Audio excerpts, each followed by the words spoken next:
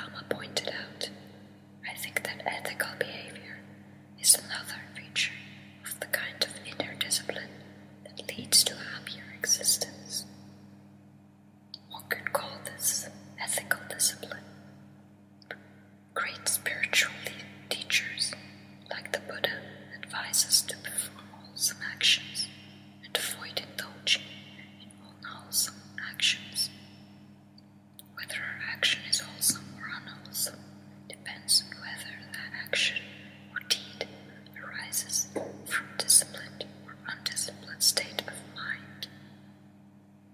It is felt that a disciplined mind leads to happiness, and an undisciplined mind leads to suffering. And in fact, it is said that bringing about discipline within one's mind is the essence of the Buddha's teaching. When I speak of discipline, I'm referring to self-discipline, not discipline that's externally imposed on you by someone else. Also, I'm referring to discipline that's applied in order to overcome your negative qualities. A criminal gang may need to discipline to perform a successful robbery, but that discipline is useless. The Dalai Lama stopped speaking for a moment and seemed to be reflecting, gathering his thoughts, or perhaps he was simply searching for a word in English. I don't know, but thinking about our conversation as he paused that afternoon, something about all this talk concerning the importance of learning and discipline began to strike me as being rather tedious, contrasted with the lofty goals of true happiness, spiritual growth, and complete internal transformation. It seemed that the quest for happiness should somehow be a more spontaneous process. Raising this issue, I interjected, you described the negative emotions and behaviors as being unwholesome, and the positive behaviors as wholesome. Further, you've said that an untrained or undisciplined mind generally results in negative or unwholesome behaviors. So we have to learn and train ourselves to increase our positive behaviors. So far, so good.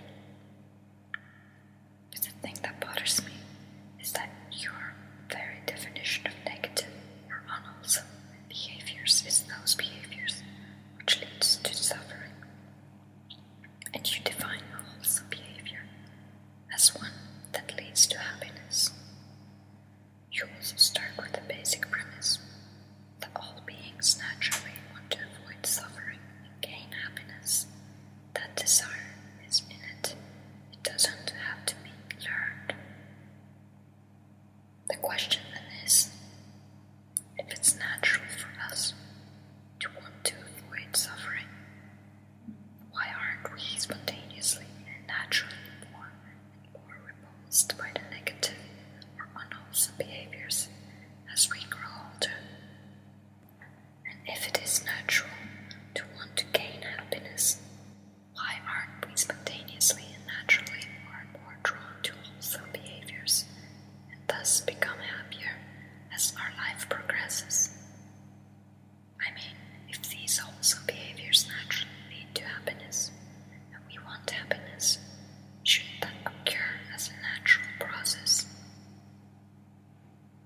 Why should we need so much education, training, and discipline for that process to occur? Shaking his head, the Dalai Lama replied, even in conventional terms, in our everyday life, we consider education as a very important factor for ensuring a successful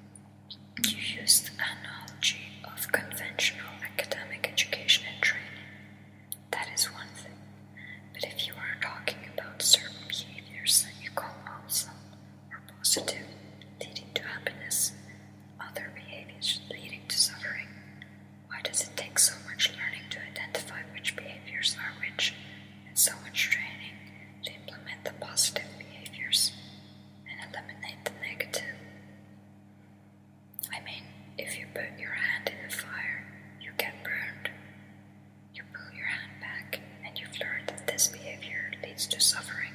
You don't need extensive learning or training to learn not to touch the fire again. So why aren't all behaviors or emotions that lead to suffering like that? For instance, you claim anger and hatred are clearly negative emotions and ultimately lead to suffering. But why does one have to be educated about the harmful effects of anger and hatred in order to eliminate these? Since anger immediately causes an uncomfortable emotional state in oneself, and it is certainly easy to feel that discomfort directly, why doesn't one just naturally and spontaneously avoid it in the future?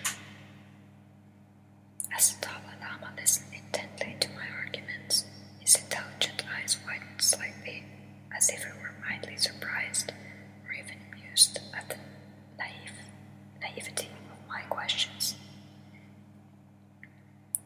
Then, with a hearty laugh full of goodwill, he said, "When you talk of knowledge leading to freedom or resolution of a problem, you have to understand that there are many different levels.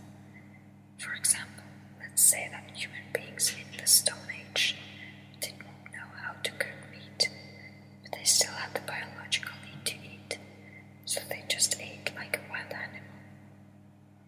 As humans progressed, they learned how to cook and then how to put in different spices to make the food more tasty, and came up with more diverse dishes.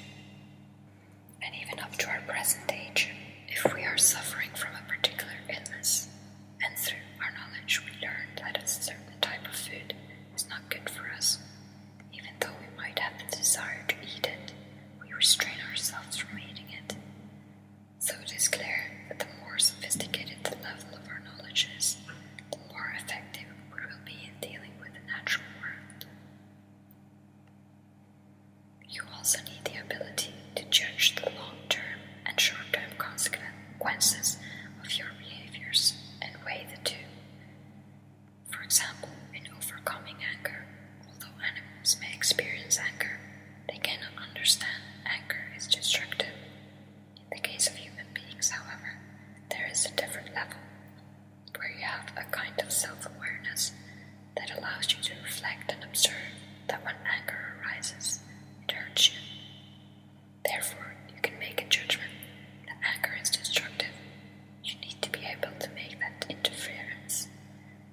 So it's not as simple as putting your hand in a fire and then being burned and just learning in the future never to do it again. The more sophisticated your level of education and knowledge about what leads to happiness and what causes suffering, the more effective you will be in achieving happiness. So it is because of this that I think education and knowledge are crucial. Sensing, I suppose, my continued resistance to the idea of simple education as a means of internal transformation, he observed one problem with our current society is that we have an attitude towards education as if it is there to simply make you more clever, make you more ingenious. Sometimes it even seems as if those who are not highly educated, those who are less sophisticated in terms of their educational training, are more innocent and more honest. Even though our society does not emphasize this, the most important use of knowledge and education is to help us understand the importance of